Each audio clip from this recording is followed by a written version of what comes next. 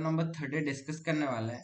And देखिए इस problem में बोला गया है कि लेट पी ऑफ एक्स एक पॉलिनोमियल गिवन है और बोला गया है कि ये डिविजिबल बाई एक्स स्क्वायर है और P of x P of x और ये पी ऑफ एक्स सेम है। ठीक है, मतलब ये P of x by x square equals to 0। इसके रूट्स दिए हुए हैं अल्फा बीटा गामा एंड आपको तीन ऑप्शंस दिए हुए, तीन क्वेश्चंस दिए हुए बेसिकली, मतलब पैराग्राफ टाइप का क्वेश्चन है। तो इस वीडियो को पॉज कीजिए एंड 10 to 12 मिनट्स इस क्वेश्चन को ऑनेस्टली ट्राई करिए एंड देन ये सोल्यूशन देखिए। आई होप आपने ऑनेस्टली ट्राई किया होगा एंड आप अपना आंसर कमेंट सेक्शन में भी दे सकते हैं। मैं सोल्यूशन एक्सप्लेन करता हूँ एंड आप सोल्यूशन में कोई अगर डाउट हो तो वो भी कमेंट सेक्शन में मेंशन कर सकते हैं, मैं उसका आंसर दूंगा। तो यहाँ पे देखिए पी ऑफ एक्स जो पॉलिनोमियल दिया हुआ है वो कितना डिग्री का है, 5 डिग्री का पॉलिनोमियल। इसको ये बोला है कि एक्स स्क्वायर से डिविजिबल है।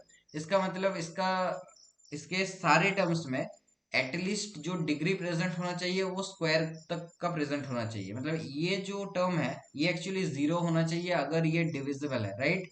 तो हम यहाँ से बोल सकते हैं कि, और ये सारे एक्स के लिए ट्रू होना चाहिए क्योंकि यहाँ पे बोला है डिविजिबल बाई एक्स स्क्वायर। तो हमें यही करना पड़ेगा कि Q equals to R equals to 0 हो जाएगा, तभी ये चीज एक्स स्क्वायर से डिविजिबल होगा, राइट। तो एक्स स्क्वायर से तो हमारा जो पॉलिनोमियल बन गया P ऑफ एक्स वो क्या बन गया, x to the power 5 minus 9x to the power 4 plus P x Q minus 27x square. अगर मैं एक्स स्क्वायर से डिवाइड कर दूं तो देखिए ये क्यूबिक इक्वेशन बन गया P of x by x square. तो X Q minus 9x square plus P X minus 27। तो P of x by x square polynomial हमने निकाल लिया। अब बोला क्या गया है कि इस इक्वेशन के रूट है अल्फा बीटा गामा।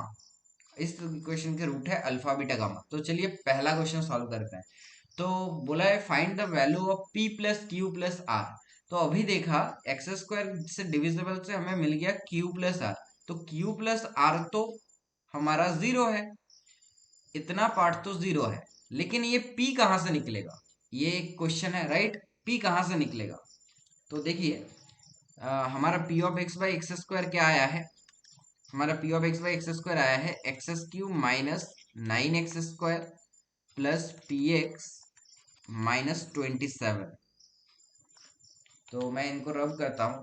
अब देखिए तो p का वैल्यू हमें कंसर्न है, तो p का वैल्यू कैसे निकाला जा सकता है, और इसके रूट्स आपके पास है, रूट्स दिए हुए हैं, क्या रूट्स दिए हुए हैं इसके, अल्फा बीटा एंड गामा। तो एक चीज ऑब्जर्व करना, मैं तो रूट्स बता रहा हूं लेकिन क्वेश्चन में ये अल्फा बीटा गामा क्या दिया हुआ है, पॉजिटिव रियल रूट्स। एक में अगर कैलकुलस एंड किसी अलजेब्रा के प्रॉब्लम में जनरली आपको पॉजिटिव टर्म्स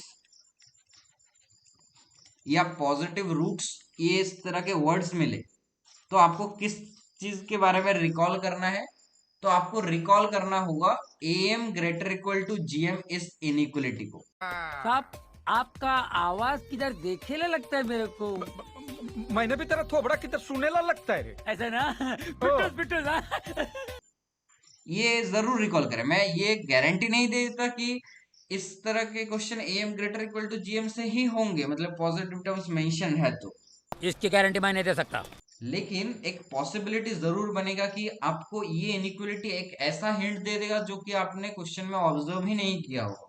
तो ये पॉइंट जरूर नोट करें कि जहां पे पॉजिटिव वर्ड्स ओपन हो रहे हैं वहां पे am greater equal to gm के बारे में एक बार जरूर सोचें। तो यहाँ पे भी सोचेंगे, देखिए यहाँ पे अल्फा बीटा गामा है, रूट्स को एक बार देखते हैं। तो alpha plus beta plus gamma का वैल्यू क्या होगा, इसके रूट्स हैं ये, तो ये क्या होगा माइनस, कोएफिशिएंट क्या होता है एक क्यूबिक इक्वेशन में, तो लीडिंग कोएफिशिएंट कितना है एक्स क्यूब, तो उसके नेक्स्ट कोएफिशिएंट क्या है एक्स स्क्वायर का -9, तो माइनस ऑफ -9 भाई यहाँ पे क्या है 1 है, तो 1। तो alpha plus beta plus gamma का वैल्यू क्या आया 9 आया, ठीक है। अच्छा अल्फा बीटा गामा इसका वैल्यू क्या आएगा, इसका वैल्यू आप देख सकते हैं कांस्टेंट टर्म, ये क्यूबिक है तो अल्टरनेटिंग साइन से होता है। देखें अगर किसी को याद नहीं है इनको बोलते हैं वाइटस फॉर्मूलाज, ठीक है, इनको बोलते हैं वाइटर्स फॉर्मूलाज। इसमें क्या होता है, alpha plus beta plus gamma, जो भी आपको लेना है, अगर one take at a time देखिए लिया गया है, मतलब सिर्फ अल्फा बीटा गामा, अगर फोर्थ डिग्री होता तो डेल्टा ऐड होता, तो उसके लिए क्या करना होगा कि माइनस ऑफ उसके नेक्स्ट पावर के टर्म, मतलब माइनस ऑफ, अगर मैं यहाँ पे एक जनरलाइज सिंबल दे दूं, suppose A X cube plus B X square plus C X plus D, इसके रूट्स अगर अल्फा बीटा एंड गामा है, तो alpha plus beta plus gamma क्या होता है, माइनस बी बाई ए करना है आपको। अगर डेल्टा होता तो भी यही होता, अगर सपोज करें एक और डिग्री में बढ़ा दूं तो भी इसी तरह से होता कि तब एक्स क्यूब का कोएफिशिएंट का minus by leading coefficient.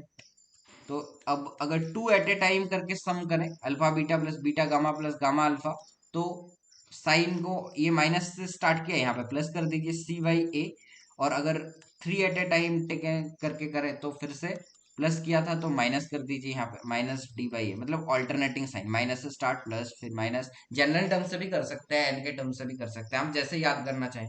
I think ये चीजें आपको पता होनी चाहिए और पता होगा भी, मैं इतना तो एक्सपेक्ट कर ही सकता हूँ। तो alpha beta gamma equals to -27/1, तो यहाँ पे भी माइनस ऑफ -27 आपके पास आ गया, राइट। तो -27 -27 मतलब 27। अच्छा, तो ये दो रिलेशन तो है, लेकिन ये मैंने बताया था आपको एम जी एम, वो कैसे लग गया। तो देखिए alpha plus beta plus gamma by, इसमें अगर एम लगाए तो क्या होना चाहिए, 3 greater equal to cubic root of alpha plus beta gamma, right. एक बार जरा पुट करके देखिए, alpha plus beta plus gamma का वैल्यू कितना है, 9/3। और यहाँ पे जो अल्फा बीटा गामा है वो कितना वैल्यू ले रहा है, 27। क्या 3 greater equal to 3, A M equal to G M हो गया है। कि आपको A M equal to G M मिल चुका है, मतलब आपके पास क्या रिलेशन हो जाएंगे, ऑल टर्म्स आर इक्वल। क्या हो जाएंगे, ऑल टर्म्स आर इक्वल। तो अगर ऑल टर्म्स आर इक्वल हो गया है तो alpha equal to beta equal to gamma लिख सकते हैं आप, राइट। अच्छा, alpha equal to beta equal to अगर गामा लिख सकते हैं तो पी यहां से कैसे निकाल सकते हैं। तो देखिए जैसे कि मैंने बताया, ये देखिए alpha beta plus beta gamma plus gamma alpha, तो क्या लिख सकते हैं यहाँ पे, alpha beta plus beta gamma plus gamma alpha, इस इक्वेशन के करस्पॉन्डिंग देखिए क्या होगा, पी के इक्वल होगा। अब पी का वैल्यू क्या आ जाएगा, सारे वैल्यूज 3 है, तो 3 × 3 स्क्वायर, तो पी का वैल्यू तो मेरा 27 आ गया। पी का वैल्यू मेरा कितना आ गया, 27। तो मैं अब आंसर मार्क करूंगा, देखो Q प्लस आर तो पहले ही 0 हो गया था, P का वैल्यू आया 27, तो पहला क्वेश्चन का आंसर है 27। तो फर्स्ट क्वेश्चन का आंसर है बी ऑप्शन। तो अब सेकंड पे आते हैं। सेकंड पे क्या बोला है कि alpha -1 beta +3 gamma +7 first 3 terms of sequence. तो अल्फा -1 का वैल्यू क्या होगा, देखिए अल्फा -1 हो गया 2, ये हो गया 6, ये हो गया 10। तो एक सीक्वेंस चल रहा है 2 6 10। तो कहीं ना कहीं आपको ये चीज दिख रहा है कि ये एक एपी है, ये क्या है, एक एपी है, जिसका कॉमन रेशियो कितना है, 4 आ रहा है। तो अगर एपी का कॉमन रेशियो 4 है, मतलब हमें बोला है, और क्या निकालना है यहाँ पे, एसएन निकालना है। तो एसएन निकालिए, 2 + 6 + 10 plus up to nth term. nth term कैसे देखेंगे, तो nth टर्म आप देख सकते हैं, आई थिंक 4n - 2 आ रहा है, राइट। 1 डालने पे 2, 2 डालने पे 6, जी हाँ 4n - 2 आ रहा है। तो इसको समेशन कर दीजिए आप। अब कैसे करेंगे समेशन, तो जैसे भी करिए, आप 2 को कॉमन ले सकते हैं, 1 + 3 + 5 अप टू 2n - 1। अच्छा, ऑड टर्म के समेशन का फॉर्मूला डायरेक्ट याद रखा कीजिए, ये कितना होता है, ये n² होता है, राइट। ये कितना होता है, n² होता है, तो 2n² लिख सकते हैं उसको, कि Sn इक्वल टू 2n²।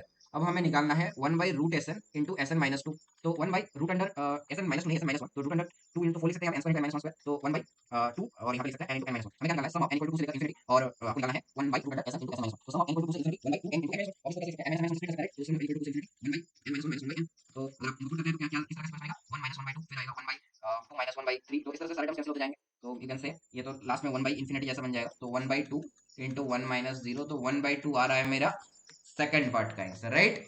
तो सेकंड पार्ट का आंसर है डी, सेकंड पार्ट का आंसर है डी। अब आपको बताना है कि ये थर्ड पार्ट का आंसर क्या है। तो थर्ड पार्ट क्या दिया हुआ है कि ये बोल रहा है कि limit N tending to infinity K equals to one से लेकर एन तक and one by P to the power Q plus Q to the power K, sorry P to the power K plus Q to the power K plus R to the power के। तो देखिए Q equal to R equal to zero, ये तो हमने पहले ही बता दिया, मतलब निकाल भी लिया था। तो ये एक्चुअली दिया हुआ है sum of k equal to one to n one by P to the power के। तो limit n tending to infinity, तो क्या ये इन्फिनिटी जीपी जैसा है, मतलब अगर आप ओपन करेंगे तो one by twenty seven plus one by twenty seven square. तो मैं इनको रब कर देता हूँ। आइए, तो हमने इस ये जो सीरीज हमारा बन रहा है वो क्या बन रहा है, के इक्वल टू वन से लेकर एन और one by twenty seven to the power के। तो हम इसमें करेंगे limit n tending to infinity one by twenty seven plus one by twenty seven square plus up to one by twenty seven to the power n. आप directly infinite GP का formula भी लगा सकते हैं, वो भी लगा सकते हैं, और या फिर जीपी का फॉर्मूला भी लगा सकते हैं, one by twenty seven into one minus कितने टर्म्स है, one by twenty seven to the power n by one minus one by twenty seven. तो आप इस तरह से भी कर सकते हैं क्वेश्चन को, या फिर डायरेक्टली भी फॉर्मूला लगा सकते हैं। तो क्या आंसर आ रहा है इससे, आई थिंक आपके पास आ रहा है limit n tending to infinity one by twenty six into one minus one by twenty seven to the power n. तो वन बाई ट्वेंटी, तो one by twenty six answer है, ये टेंडिंग टू इन्फिनिटी में zero है, तो first वाला option correct है। तो देखा आपने, क्वेश्चन बहुत ज्यादा मुश्किल नहीं था, बट रेलिवेंट था, लॉजिक से होगा। ऐसे भी नहीं है कि सारे स्टूडेंट्स कर लेंगे इस क्वेश्चन को। आई थिंक आज का क्वेश्चन भी आपको पसंद आया होगा। Thanks for watching.